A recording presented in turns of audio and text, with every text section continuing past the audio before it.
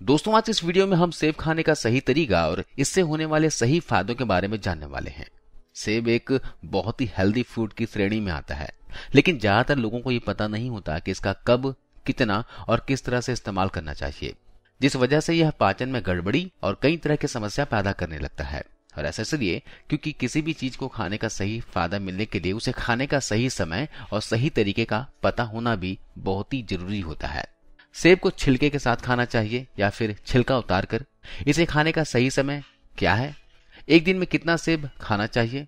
और अगर सेब का जूस बनाकर इस्तेमाल करते हैं तो इससे शरीर को फायदे होते हैं या फिर नुकसान? इन सारी बातों के बारे में आज इस वीडियो में हम जानने का प्रयास करेंगे, तो वीडियो से अंत तक बने रहिए। सबसे पहले बात करते हैं कि आखिर सेब के अंदर होता क्या है और ये कौन कौन से प्रॉब्लम्स में फायदा पहुंचाता है। दोस्तों, सेब एक लो कैलोरी फूड की श्रेणी में आता है, जिसमें काफी मात्रा में विटामिन और मिनरल्स भी मौजूद होते हैं। यही वजह है कि इसका कोई भी इस्तेमाल कर सकता है। लेकिन जो इसमें सबसे खास चीज होती है वो है फाइबर और एंटीऑक्सीडेंट। फाइबर हमारे शरीर में पाचन को बेहतर बनाने, कब्ज की समस्या को दूर करने, ब्लड शुगर को कंट्रोल करने और खराब कोलेस्ट्रॉल की मात्रा को घटाने में मदद करता है। और जो खास तरह के एंटीऑक्सीडेंट इसमें होता है वो शरीर में बनने वाले फ्री रेडिकल्स जैसे कि जहरीले पदार्थ को शरीर से बाहर करके एजिंग प्रोसेस यानी बूढ़ा होने की प्रक्रिया को काफी हद तक धीमा कर देता है, जिससे कि लंबी उम्र तक स्किन साफ और ग्लोइंग दिखने के साथ साथ ये बालों की सेहत को इम्प्रूव करता है। शरीर में बढ़ी हुई गर्मी को कम करने और कैंसर जैसी बीमारियों से बचाने में भी यह काफी हद तक मदद करता है। अब बात आती है एक दिन में कितना सेब खाना चाहिए। दोस्तों, वैसे तो किसी भी व्यक्ति के लिए एक दिन में एक सेब खाना भी काफी हो जाता है, लेकिन अगर कोई व्यक्ति एक से ज्यादा भी खाना चाहे तो इसमें कोई समस्या नहीं है।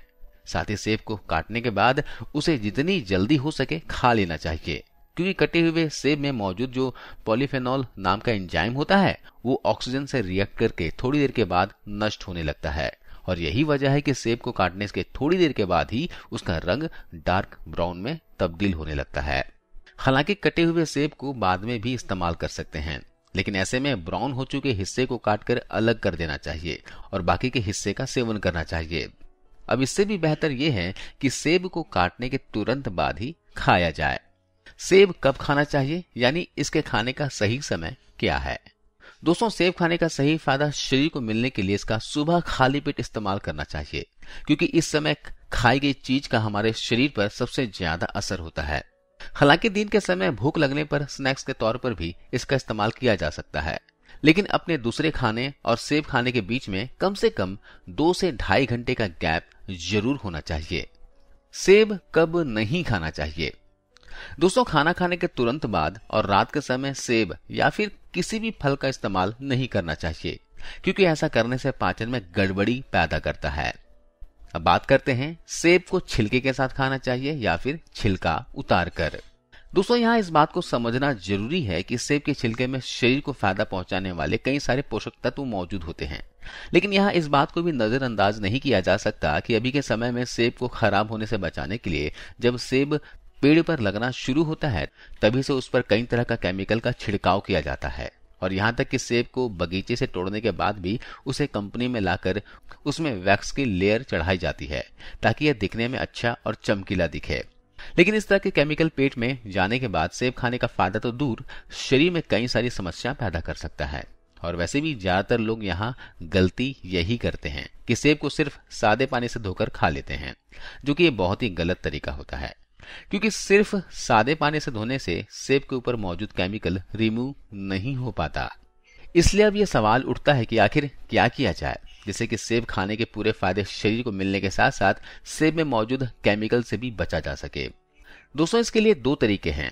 पहला तो यह है कि एक बड़े से बर्तन में पानी गर्म करके उसमें 1 बड़ा चम्मच बेकिंग सोडा यानी कि खाने का सोडा डालकर अच्छी तरह से मिक्स कर ले, और फिर सेब के साथ साथ में दूसरे फल और सब्जियां आप इस्तेमाल कर सकते हैं।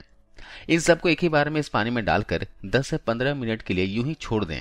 इस प्रक्रिया में बेकिंग सोडा लगभग सभी तरह के फल और सब्जियों के ऊपर पेस्टिसाइड जैसे केमिकल को काफी हद तक बाहर निकाल देता है, और गर्म पानी फल और सब्जियों के ऊपर मौजूद वैक्स लेयर को पिघलाने का काम करता है, जिससे कि इसके ऊपर से लगभग सभी तरह के केमिकल काफी हद तक बाहर निकल जाते हैं।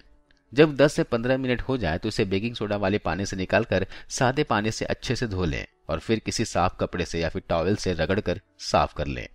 क्योंकि आपने इसे बेकिंग सोडा वाले पानी से क्लीन कर लिया है, इसलिए बाद में आप इसका सिर्फ सादे पानी से धोकर भी इस्तेमाल कर सकते हैं। बेकिंग सोडा आपको आसपास के किसी भी पंसारी की दुकान, किराने की दुकान या फिर ऑनलाइन भी मंगवा सकते हैं। अगर आप ऐसा नहीं करना चाहते हैं तो दूसरा तरीका भी अपना सकते हैं। इसमें आप सेब के छिलके को ही निकाल दें।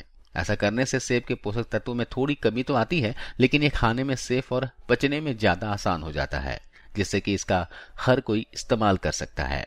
अब बात करते हैं, अगर सेब का जूस बनाकर इस्तेमाल किया जाए तो इससे शरीर को फायदे होते हैं या नुकसान।